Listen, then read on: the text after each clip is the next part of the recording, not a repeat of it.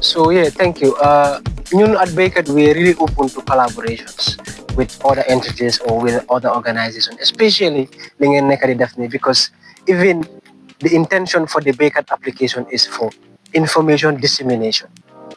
Nga am information nga tasaare ko. That's why we're trying to board or like onboard a lot of farmers on the app, such that anything that we want to share, they have access to it.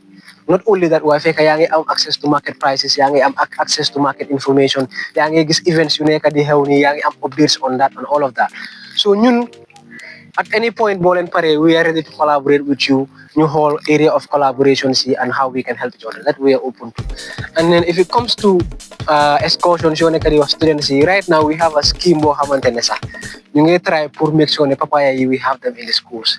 We are piloting with 5 schools right now. There, I think about 4 of them yep ñu ngi CRR. So what we want is ñun dañoo am a collaboration with the schools boo xamantene we provide the seed or the seedling, and as long as the school's got space in common and the students in common take care with the assistance of their agricultural teachers, or if they have like an agriculture club or whatever. Because what we want is at the level of the youths, hale yi ndaw yi mindset be. Because tey mag yi man tey su ma demee ma toog ak 50-year-old ma ko wax about this thing su fekkee ne moom amul interest li done jarul sax may sonal suma bopp waaye ndaw bi nga xam ne mu ngi primary school kooku mooy nekk magi élève bi. ñun 50 years ñun yëpp dañoo nekk ñoo xamante ne mënatul waaye at this point ñu ngi xool what can we do to make sure we go at the ground level si xale yu ndaw ñu try pour yokk seen gis-gis si agriculture, try to like change the mindset that they have, get them to understand that this is the way forward for Africa. We cannot neglect it. Already it's proud to discover that I'm the high schools yoo xamante ne they have agriculture as a field now. We were amazed to discover that. That is to say, company guys specialize on science or on arts or on commerce. Now they have a field that's called agriculture, to specialize in agriculture. And we want to support those schools because they now you specialize on that. Then you guys understand that this is a career path. This is a career path. I can actually do agriculture as a career. And I can be a veterinary, I can be an agronomist, we need to get them to understand that. Those possibilities are there.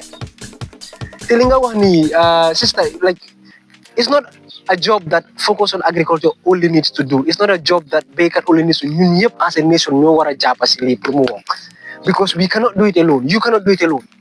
Government, they cannot do it alone. That goes to tell you that everybody am together. Am wala. Lo muna contribute. Même su fekkee ne is just sharing a message. Même su fekkee ne is just helping in raising awareness. Yëpp contribution la ku nekk am na boor bu mu ne. So fokk ñun ñëpp as a dëkk pour ñu am moo tax ma ne la that blueprint needs to be there. Te blueprint boobu dëkk bi government bi moo ñu ko war a tegal.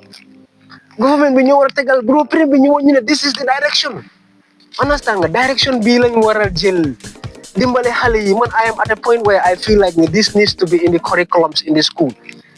When I say curriculum, it's not just about teaching them, bro, like, come on. What are we really learning in school? When you say agriculture, what are we teaching the kids? What? Man, I am questioning myself. Yes, because I have gone through the system that, like, from what I can recall, they're teaching you types of farming, subsistence, commercial farming, but Lee needs to be actually practicalized. We need to be at the core of it. Pour one guy ne deka bi si Lee la aju, pour deka bi dem si kanam sector bi la. Agriculture moo amee dëkk bi mënuñ koo caaxaane dafa bëgg government bi ñu tegal ñu a blueprint ñu woon la ñu ne 100 years from now this is where we want Gambia to be te pour achieve loolu milestone si lan soxla by 5 years from now we want to achieve ABCD.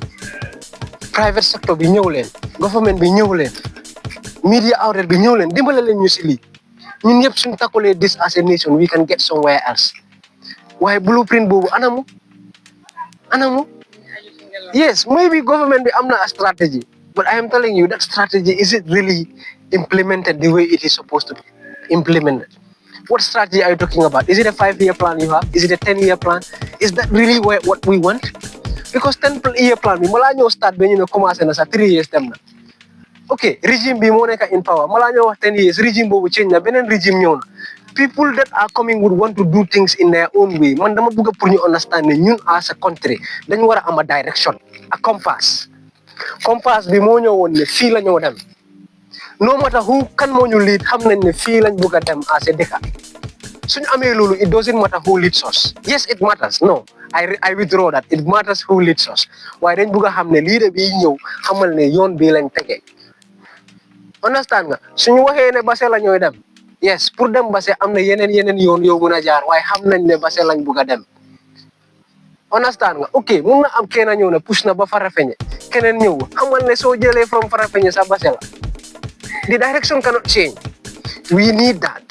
Loolu lañ soxla. In short, I don't know how naka laa mën a just explain lii but it's just that is how basically I can explain it. We need a blueprint. And this blueprint has to touch beyond agriculture. Why we need it more in agriculture. The Ministry of Agriculture, the departments they have, the projects we have.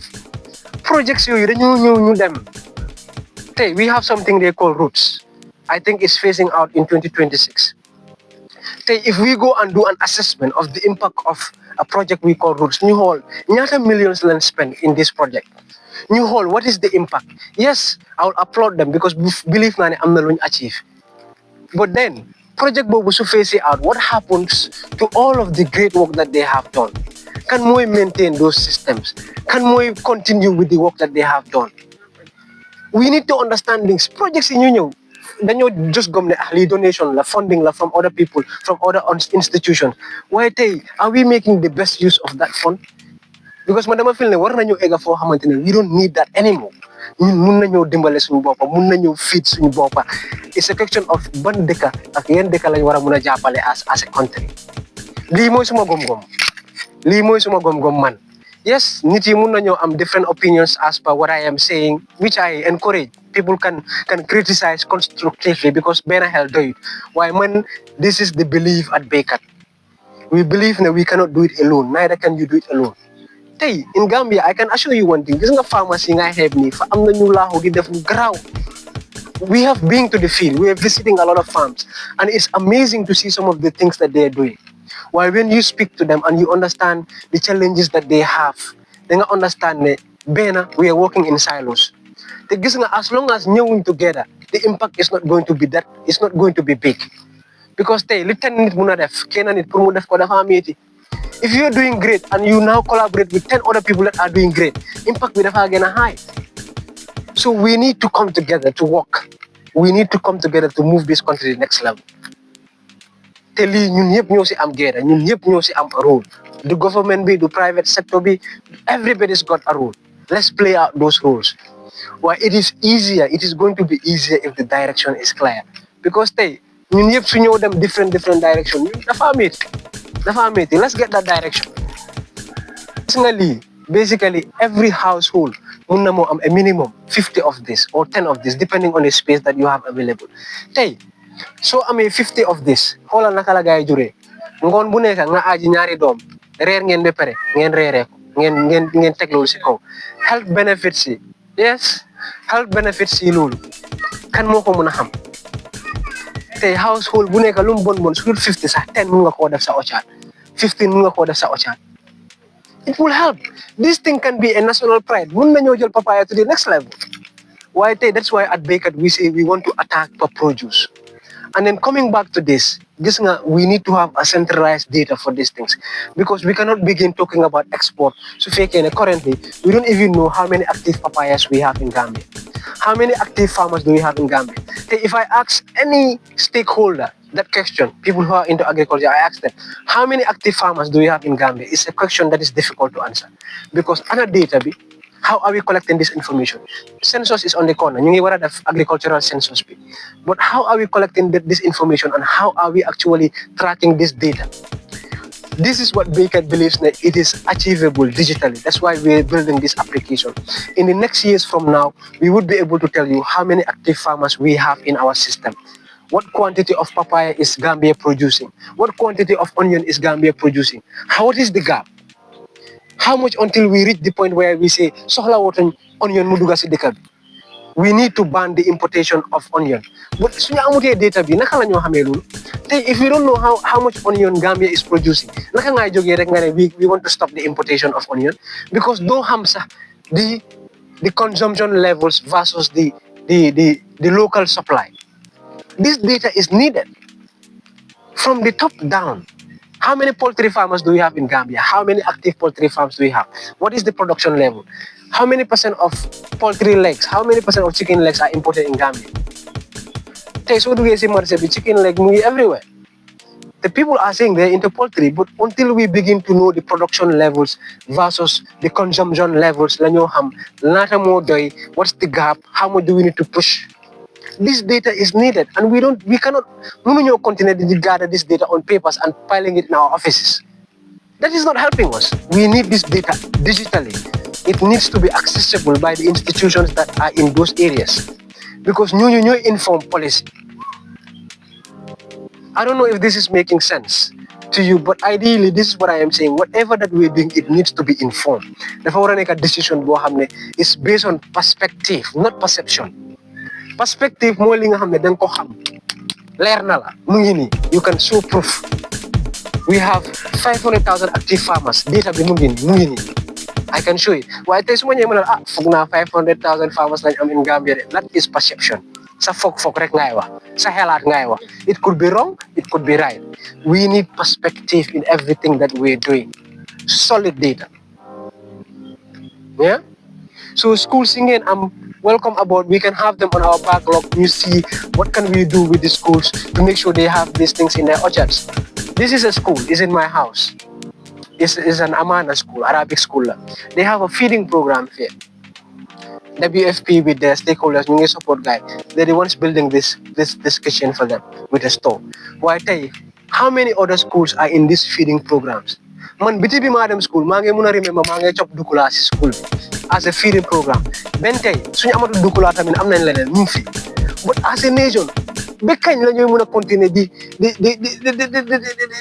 live like this. Di wax ne suñ schools yi suñ xale yi dañ malnourished man sa xolal and you know how many people tell me yow sa da nga malnourished. Yes, it's the reality.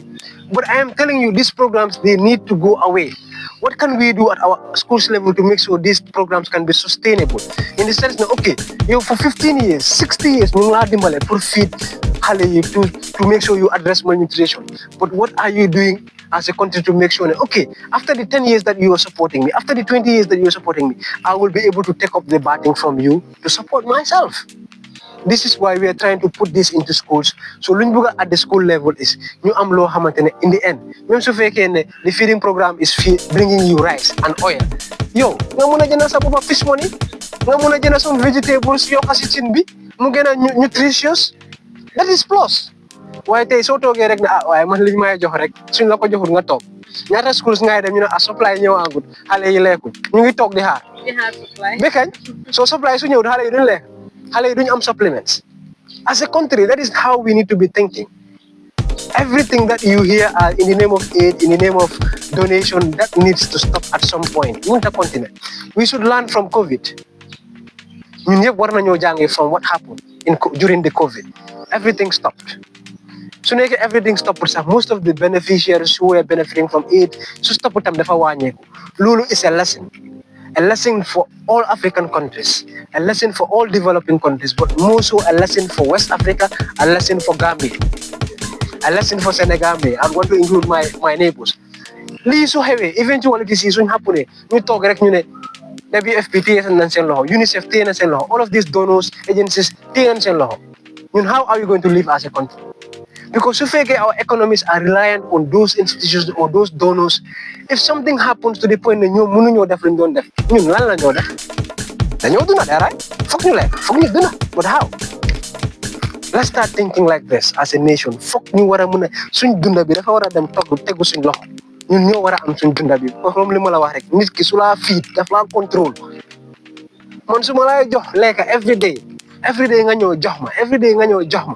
It comes to a day ma ne la waa ji nag yow tamit nag ba kañ dafa am fu moo am dafa am apa c'est comme moom mooy li ñooy wax su nekkee yaa ngi ñaani donation yaa ngi ñaani lu fi man malaa wax ne may ma jën ay radatel yu jàngal ma ni ñooy jàppee jën man su ma xamee ni ñoo jàppee jën lu tax malaa ñaan jën yow soo ma jàngalee ni ñooy jàppee jën ni ñoo nappee jën what sense would it make man ma continuer di la ñaan jën I'm just giving you this scenario to put that into the real perspective now. These things that we rely on as economists is not sustainable. We are not in control. Dara dafa xew mu stop. Ñu tontu what? Kon ñu ni nee naa leen dañoo lekkante. If you look at it, that is happening in Gambia. Tey xoolal economy bi naka la métti. Tey ok man su ma demee ma wax avec Gambian bi papaya bi maa ngi ko jaayee 500 xanaa yow da nga dof 500 su ko jënd su nekkee ne daf su nekkee la see hotel bi daf ko jëndee 500 suma loxo dafa seet right si moom mu dem toon ko into juice kii dem di lekk hotel bi mu ne ko bi $1,000 it comes back to us dañoo when I say dañoo lekkante it means ne ku nekk am na boor bi nga yëngu su seeree sa boor yow tamit xam nga ne am na leneen loo bëgg man tey let's say I am a businessman dama soxla énique dama soxla a plumber dama soxla carpenter dama soxla kuy tabax dama soxla all of that I need man su fekkee area bi ma nekk is expensive naa xam ne man tam su ma soxlaa dara si area beneen area is gonna be expensive for me so ñun yëpp we depend on each other this is how nations work that's why they say no nation is an island but basically the story from that is to tell you that even at a local level we depend on each other economy bi su doxutee rek dafa sonal ñëpp te li ngay xeeb nii marché bi kii teg taabulam di jaay sobleem di jaay kooku ngay xeeb he is contributing somehow farmer bi ko su ko jaayee lu expensive kooku tam dafa jaayee lu expensive kii jaay chemical bi su jaayee lu expensive farmer bi tam dafa taal pour jaay because dafa bëgg a génn this is what I am trying to explain in the simplest way nañ seen mindset si nañ liggéey dëkk bi pour ñun la ñun suñ fekkee wut enjoyment bi sax suñ doom yi suñ seti buñ coono buñ coono suñ coono buñ coono sax ñun nan make sure ne dañoo fekk ne dëgga suñ daat yi try na jël nañ direction bi gis nañ fi gaay bugg a réew bi eega na fa eega waaye tey sister suñ naxante wutee nañ waxante dëgga pour développer dëkk bi ñun ñi wax ne dañ ko bugg a développer ñun ñi taxaw si tànka yooyu noonu nañ xam ne suñ sweat ak suñ blood ak suñ bakkan moo nekk on the line are we ready to give that and même su fekkee ne you will not live to witness the change are you still ready to sacrifice to make sure that the next generation won't have to start te no disrespect to our elders gars yi try nañ suñ papa yi try nañ suñ maam yi try nañ jox nañ ñu baatin push nañ the previous regimes gars yi try nañ jox nañ second regime bi tam push na no one of them is perfect why at this point where we are dëkk yëpp ñu ngi improve dëkk yëpp ñu ngi develop xanaa ñun ñu ngi develop I want to ask this question are we really developing because tey if you go back to the basics education man I stand to be corrected why I believe that the quality of education 10 years ago was more quality than today man I stand to be corrected but I believe that the reason I say this is because hey this is how it goes for me education li tax ngay dem school di jàng is pour nga mën a ñëw njëriñ society njëriñ sa bopp njëriñ society waaye tey su fekkee ne yow nga ne dem nga through school dem nga grade 1 ba grade 12 high school ba dem nga college dem nga university ben tey yaa ngi toog di xaar ku la employ sa education bi lan la njëriñ I'm asking that question and that goes to me we need to be at a point where even su fekkee ne état mënut laa jox liggéey yow you should be creative enough with the little education to have to start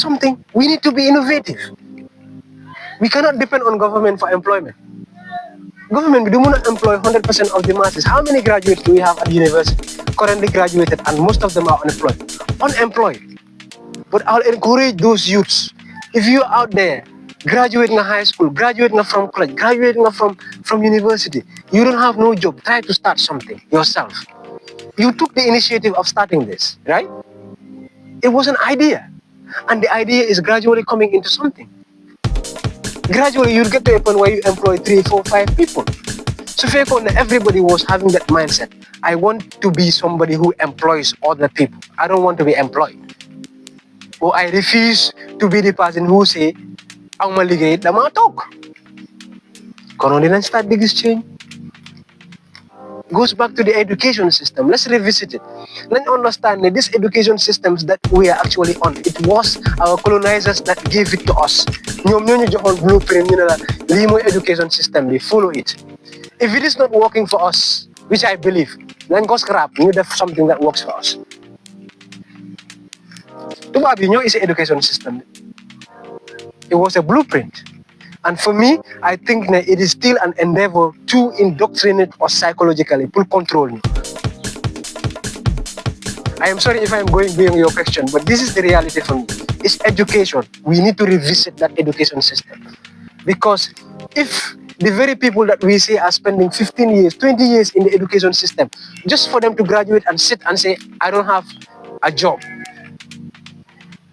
Government be more employed, private sector apply in 100 places, employed. You cannot. It's either employment opportunity being or you are not employable. These are two different things. You are not employable more mean the industry being them they apply a job, appreciate it. They need somebody who is well trained, they need somebody who is experienced. Experience with them. Graduate, I'm experience from the air. You need to go through certain phases to get the experience you need. These are things that we need to talk about. They are the realities in our communities. They are the realities in our nation.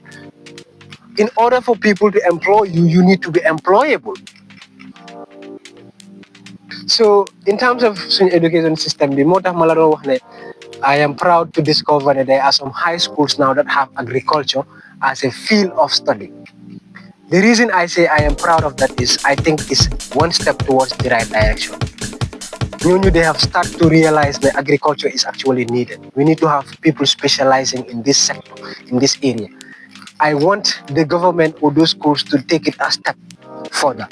Then go back to the elementary level. Then go back to kindergarten level.